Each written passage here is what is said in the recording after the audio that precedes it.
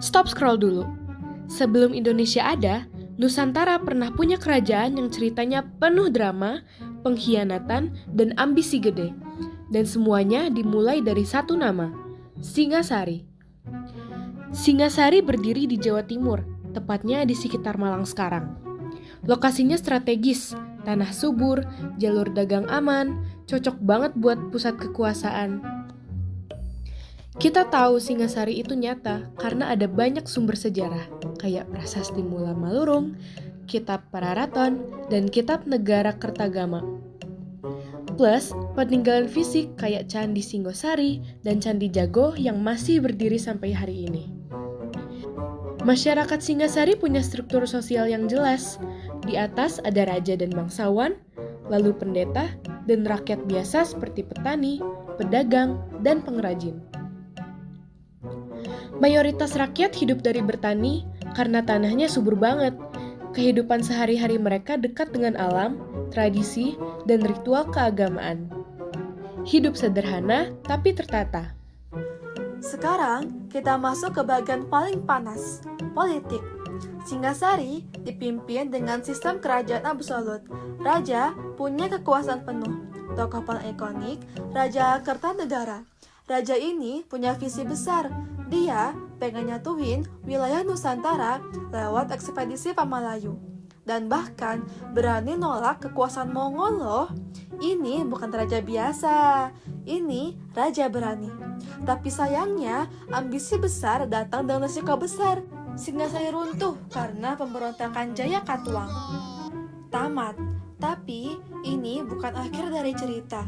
Secara budaya, Singasari menganut Hindu Siwa dan Buddha. Bahkan mulai muncul perpaduan dua agama ini. Seni pahatnya maju banget. Banyak raka raja digambarkan sebagai dewa. Peninggalannya Candi Singosari dan Candi Jago. Kalau Singasari itu api pertama, maka Majapahit adalah ledakannya.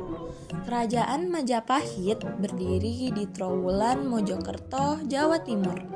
Ini bukan kerajaan kecil, ini pusat peradaban besar. Kita tahu kejayaan Majapahit dari sumber kuat seperti Kitab Negara Kertagama, Pararaton, dan berbagai prasasti. Situs Trowulan juga jadi bukti fisik kemajuan mereka. Struktur sosial Majapahit lebih kompleks. Ada raja, pejabat kerajaan, pendeta, pedagang, petani, sampai pengrajin. Mata pencaharian utama mereka juga ada pertanian, perdagangan, dan pelayaran. Majapahit juga punya pelabuhan ramai dan hubungan dagang internasional. Kehidupan sehari-hari masyarakatnya sibuk, dinamis, dan teratur, kayak kota besar di zamannya.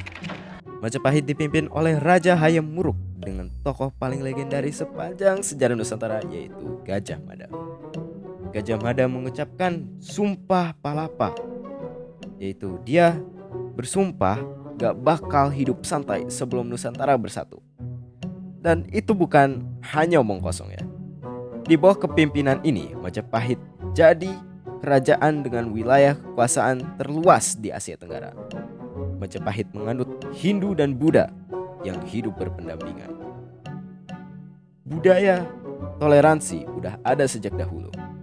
Seni sastra, arsitektur bata merah, dan upacara kenegaraan berkembang pesat. Peninggalannya masih bisa kita lihat, yaitu ada beberapa, yaitu ada Candi Tikus, Bajang Ratu, dan Wringin Lawang. Singasari dan Majapahit bukan sekedar nama di buku sejarah. Mereka adalah bukti bahwa Nusantara pernah jadi pusat kekuatan besar. Pertanyaannya sekarang, yaitu kita cuma mau ingat sejarah atau kita nerusin semangat?